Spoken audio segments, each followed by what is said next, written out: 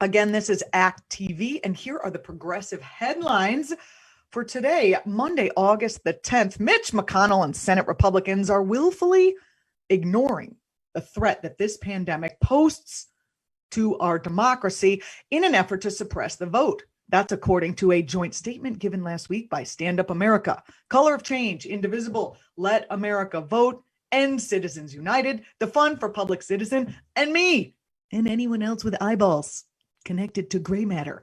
Progressive voting rights groups are calling on congressional Democrats to refuse to cut a deal on any COVID-19 relief proposal without money for election assistance. They warn that voter suppression could squash turnout in November if nothing is done to help.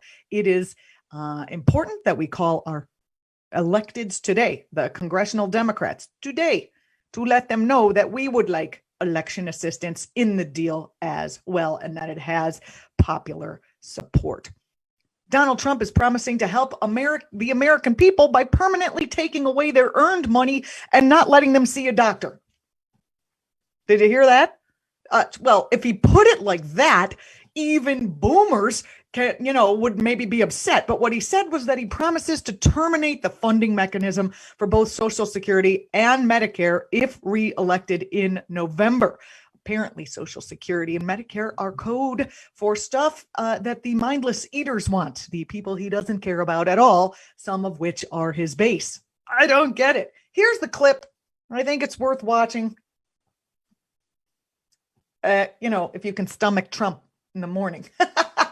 Here's the clip. We just need to see it with our own eyeballs to be sure that this really happened. Here it is on Twitter. If I'm victorious on November 3rd, I plan to forgive these taxes and make permanent cuts to the payroll tax. I'm going to make them all permanent. Basically, if you cut, my understanding is if you cut the payroll tax, you won't be able to take Social Security out of it. So a backdoor counting on Americans to be too dumb to figure out what's going on and just hear buzzwords, cut taxes, feel good Republicans, screw you Democrats, screw you social safety net. He's just counting on people being stupid, but we're not stupid. Not here. Not here at ActTV, and we're going to fight against this, first of all, by talking with you about it. The advocacy group Social Security Works is condemning Trump for threatening the program that has kept countless of millions of people out of poverty during retirement years due to disability since it was created over 75 years ago.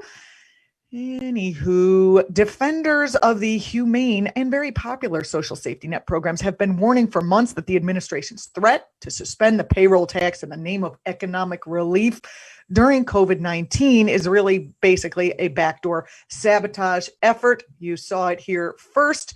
Alex Lawson from Social Security Works is coming on with us tomorrow to discuss this. I suggest everyone follow Alex Lawson on Facebook. He's basically very funny and very educational. So a great person to follow on Facebook. He's going to be on the program tomorrow at 11 Eastern. We're actually going a little long tomorrow just so we can get him in here on the program. So tune in if you're watching live on Facebook. If you're watching on YouTube, you could just hang out because they're going to clip it and put it on YouTube as well. Moving on. Has BP just woken up to the climate emergency? The oil giant is committing to reducing its oil and gas production by 40% by 2030. Now we remember that 2030 is a responsible. That's what we've been told by Alex Kaufman, who's coming on our program today, is the responsible number to look out for because it's not a kick the can down the road number. Reduce oil and gas production by 40% by 2030. BP? I don't trust this in the least. Isn't it convenient that the announcement comes amid the declining fossil fuel consumption worldwide during the pandemic? Is your sky bluer? Mine is. Is this greenwashing by the company? We need answers. I'll ask Alex Kaufman, who's coming on today, for his thoughts. Environmental groups that have long targeted BP as one of the world's premier climate villains are saying that the new commitment to reduce production is a much faster rate than any of the other comparable sized companies, and it comes at a crucial time and really should not be ignored. But are they really going to do it? Why are they doing this? I need answers. I need answers that talk about the bottom line and capitalism and the fact that I don't trust people to just have a change of heart when their bottom line relies on them, not having a change of heart. This is what I want to know. Hey, there is a $16.8 billion quarterly loss that BP is having. And the climate folks say that should be a warning to other giants in the industry about the economic writing on the wall here when it comes to the future of fossil fuels. So can we fund green energy infrastructure now? Or are we going to have to wait till the lights go out before we all do that? Because I just lived through a hurricane where the lights were out for a week and it cost me a lot of money, not to mention it was very unpleasant. Although it was also kind of pleasant. Getting back to the land and all. Anyway, Democrats in the House and Senate have introduced sweeping legislation that would ban some of the most toxic pesticides currently in use in the United States and institute stronger protections for farm workers and communities that have been exposed to damaging chemicals by the agriculture industry. Both the communities that live near the agriculture industry, but also like everyone else, because that stuff does not come off your fruit when you wash it, and it is basically baked into all of your cereal snacks, anything with wheat on it, to protect America's children from toxic pesticide act. That's what it's called. Protect America's Children from Toxic Pesticide Act 2020 was applauded by environmentalists as bold and much needed, a step in the right direction if it's passed. The bill would end the use of chlorophorus, I'm sure I'm not pronouncing that one right, and other organic phosphate pesticides that have been linked to brain damage in children.